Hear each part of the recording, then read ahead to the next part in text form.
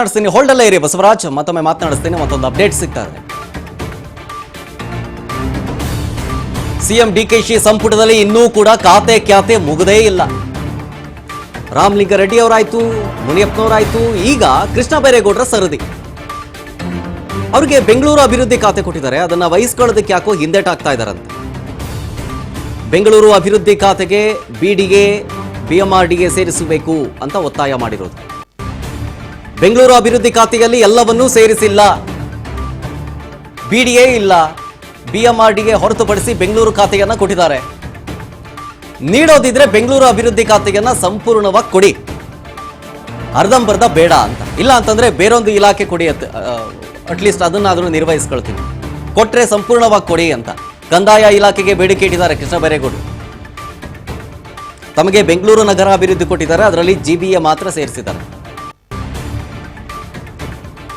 BDA ಕೊಡಬೇಕು, ಅದಕ್ಕೆ ಸೇರಿಸಿ ಕೊಡಿ ಸಂಪೂರ್ಣವಾಗಿ, ಬಿಡಿಯಾಗಿ ಮಾಡಿ ಬೆಂಗಳೂರು ಅಭಿವೃದ್ಧಿ ಖಾತೆಯನ್ನ ಕೊಡೋದಕ್ಕಿಂತ ಅಟ್ಲೀಸ್ಟ್ ಎಲ್ಲವೂ ಸೇರಿ ಒಟ್ಟಿಗೆ ಕೊಡಿ ಅಂತ ಕೃಷ್ಣ ಬೈರೇಗೌಡರು ಇಟ್ಟಿರೋದು, ಅದು ಕಂದಾಯ ಇಲಾಖೆಗೆ ಅಂತ. ಓಕೆ, ಇದ್ರ ಬಗ್ಗೆ ಮಾಹಿತಿ ಕೊಡ್ತಾರೆ ನಮ್ಮ ಪ್ರತಿನಿಧಿ ಬಸವರಾಜ್ ಲೈನ್ನಲ್ಲಿ. ಬಸವರಾಜ್, ನೋಡಿ, ಈಗಷ್ಟೇ ಹೇಳ್ತಾ ಇದ್ದೆ, ಒಂದು ಕಡೆ ರಾಮಲಿಂಗಾರೆಡ್ಡಿ ಅವರ ವಿಚಾರ ಆಯಿತು, ಈಗ ಕೃಷ್ಣ ಬೈರೇಗೌಡರ ಸರದಿ. ಬೆಂಗಳೂರು ಅಭಿವೃದ್ಧಿ ಖಾತೆ ಕೊಟ್ಟಿದ್ದಾರೆ, ಅದರಲ್ಲಿ ಜಿಬಿಎ ಇಟ್ಟಿದ್ದಾರೆ, ಆದರೆ ಬಿಡಿಎ ಇಟ್ಟಿಲ್ಲ. ಎಲ್ಲವನ್ನೂ ಕೂಡ ಸಂಪೂರ್ಣವಾಗಿ ಕೊಟ್ಟರೆ, ಇಲ್ಲ ಅಂತಂದ್ರೆ ಬೇರೆ ಯಾವ್ದಾದ್ರು ಕಂದಾಯ ಇಲಾಖೆನಾದ್ರೂ ಕೊಟ್ಬಿಡಿ ಅನ್ನೋ ಬೇಡಿಕೆ. ಇದು ಒಂದು ರೀತಿಯಾಗಿ ಡಿ ಕೆ ಶಿವಕುಮಾರ್ ಅವರಿಗೆ ತಲೆನೋವು ತಂದಿಟ್ಟಂತೆ ಕಾಣಿಸ್ತಾ ಇದೆ.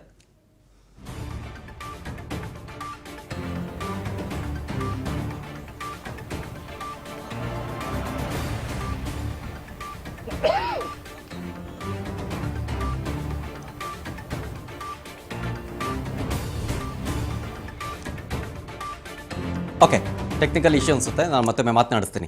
ನೋಡಿ, ರಾಮಲಿಂಗಾರೆಡ್ಡಿ ಅವರಿಗೆ ಬೆಂಗಳೂರು ಅಭಿವೃದ್ಧಿ ಖಾತೆ ಬೇಕಾಗಿತ್ತು, ಕೃಷ್ಣ ಬೈರೇಗೌಡರಿಗೆ ಈಗ ಬೆಂಗಳೂರು ಅಭಿವೃದ್ಧಿ ಖಾತೆ ಬೇಡ. ಯಾಕೆ ಅಂತಂದರೆ ಅದರಲ್ಲಿ ಸಂಪೂರ್ಣವಾಗಿ ಸೇರಿಸಿಲ್ಲ, ಕೇವಲ ಬಿಡಿಎ ಮಾತ್ರ ಸೇರಿಸಿದ್ದಾರೆ, ಜಿಬಿಎ ಸೇರಿಸಿದ್ದಾರೆ, ಬಿಡಿಎ ಸೇರಿಸಿಲ್ಲ, ಬಿಎಂಆರ್ಡಿಎ ಸೇರಿಸಿಲ್ಲ.